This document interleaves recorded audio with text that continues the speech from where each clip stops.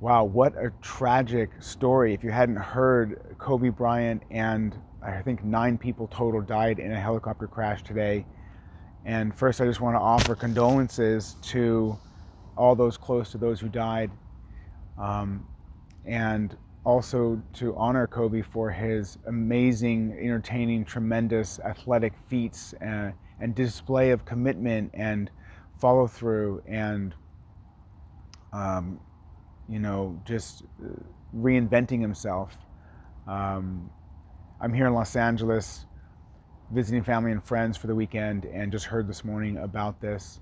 Was just watching the beginning of the Grammys where they were paying tribute to him. And, there's a part of me that also judges how much we're distracted by entertainment and professional sports when there's so many issues that we need to be putting our attention on to improve our world today.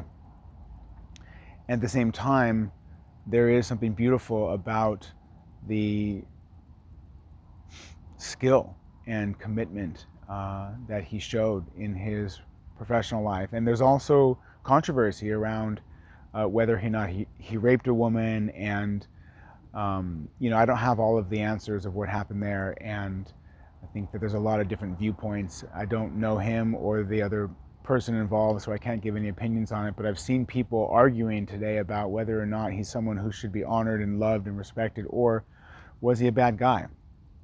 And what comes up is a conversation that I had with a client this week who's been in a very long, loveless marriage without sex and who has had an extramarital affair and was judged by his partner for that, even though she didn't want to continue to have lovership with him. And just, it's complex. Relationships are complex, and there's a lot of different factors at play. There's ways that men are predators, and we go after what we want, and we force things. And there's ways that women embody the predator.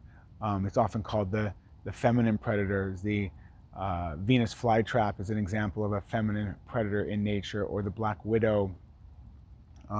Maybe snakes can be seen as a feminine predator, where they wait for their prey to come close to them, or they show colors like the Venus flytrap to attract their prey.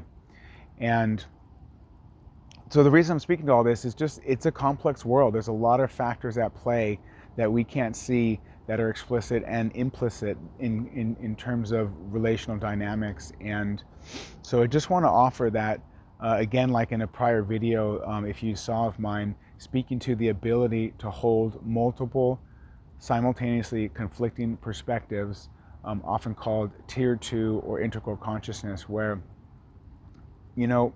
Kobe maybe was in the wrong. Maybe the woman was in the wrong. We don't know the facts. And holding him both as someone to be honored and acknowledged and loved and cherished and remembered, and potentially somebody who didn't live a life according to the highest level of integrity and honesty and fairness, and just want to allow for that all to exist and be true at the same time. There's another thing that comes up as I'm speaking to this, that I was working with a client this week, which is that a lot of us have this part of us that really just wants what it wants. And if he did force himself on this woman, and that part of him, who just wanted what he wanted, is, in the work that I do, considered to be a younger part, right? So as we mature as a human, we begin to learn about delay of gratification, how to not have to have what we want whenever we want it all the time. And it's very easy for us, including myself. Like for me, surfing and snowboarding and kite surfing are the things that I love most in the world. And if I could get paid for that, I certainly would. And so there's always that part that we want, that wants what it wants. And learning to recognize that part and make friends with it, allow it to be there, get to know it. In this type of work that I do with my clients, I often call it to make friends with the voices inside, or the parts inside. And the more that we make friends with what you might call the shadow, which you could say that the younger part that just wants what it wants and it wants pleasure and everything all the time, could be considered a shadow and is often pushed away and tried to be made wrong and say, oh, we should grow up and think about others and think about our future.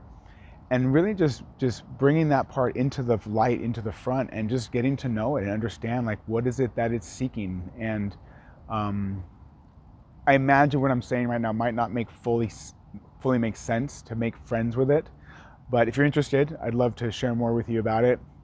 It's work that I do facilitate with my clients, and I'd love for you to reach out and send a message or make a comment with questions. And overall, what I'm offering here is that all these parts of us that we may judge or make wrong or not be perfect or be in integrity or live up to all the expectations that we have for ourselves or others are not wrong. They're just a part of what is. There's a quote from Shakespeare: "There is neither right nor wrong, thinking doth make it so."